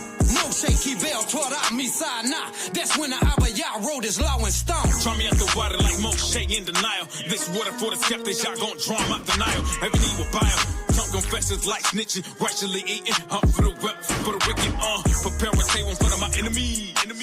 Feeding the homeless, friends and family. I felt the Ruach HaKodesh when I heard this song. When the Messiah coming back, it won't won't be long. I need the word in me like Mary before she know Joseph. Had them blown away, I mean Adam and so explosive. Pharaoh let go of y'all chosen. Don't need your golden shackle, we golden. There's nothing that can take the place of the Most High fighting these devils like Dante. Devil may cry, Shema, that's raw, Yahuwah, Elohenu. I want that stone with a name on it. That's brand new. See, when it's in you, it ain't on you, then it's set in stone. See, when it's in you, it ain't on you with a quick and bones. I felt the Ruach HaKodesh when I wrote this song. That's how I knew it would engrave and set in stone. See, when it's in you, it ain't on you, then it's set in stone. See, when it's in you, it ain't on you with a quick and bones. No shaky bell taught out me side nah. That's when the Abba Yah wrote his law in stone. Look, I'ma run my kingdom marathon until you call me home or thy kingdom come. And the hell with you vagabonds and fire upon Babylon. Yeah, these curses they weigh a ton, but still I keep the faith in your holy son. This that music for the valley of the dry bones. This that music that will shake and awaken the bones. When it's in you, it ain't on you, no DNA clone. Rise up, Judah, take your place, reclaiming the throne. Front line against the Decepticons and Megatron. The 144 transform into Metatron. I stay equipped from the hip, quick to pull a script. And my AK-207 keep a full clip. I stay equipped from the hip, quick to pull a script. And my AK-207 keep a full clip. See, when it's in you, it ain't on you, then it's set in stone. See, when it's in you, it ain't on you with a quick and bones. I felt the Ruach HaKodesh when I wrote this song. That's how I knew it would engrave and set in stone. See, when it's in you, it ain't on you, then it's set in stone. See, when it's in you, it ain't on you with a quick and bones. No shaky bell taught out me side nah. That's when the Abba Yah wrote his law in stone. And if it's on, then it's on. Tell the demon world, bring it on. And I'll be beating on my chest with the word of Yah like King Kong. And if it's on, then it's on. Tell the demon world, bring it on. And I'll be beating on my chest with the word of Yah like King Kong.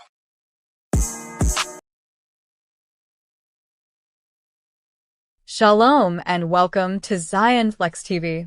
Be sure to like the video, subscribe, and share the live stream. Become a member of Zion Lexx TV and unlock several hidden features and hidden videos. Also, you can donate to Zion Lexx TV at Cash App $Zion Lexx or via PayPal at zionlex@gmail.com. We also have an online academy entitled Learn Torah Hebrew Academy. Visit us on patreon.com/learntorah.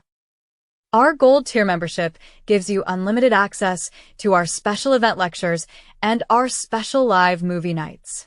Our Platinum tier gives you unlimited access to our Torah class, Kabbalah class, Patriarchs and Matriarchs of the Covenant classes, as well as understanding the New Testament via the Oral Tradition class. Our Diamond tier gives you unlimited access to all of the previous tiers, as well as our most sought-after class, our Biblical Hebrew course. And finally, our highest tier, our Sapphire tier, gives you unlimited access to all previous tiers, as well as our highly esteemed rabbinical course. Be sure to sign up today and check your tier membership so as to ensure you're getting access to the classes you desire. Thank you for visiting us here at Zion Lexx TV, and now back to our current live stream.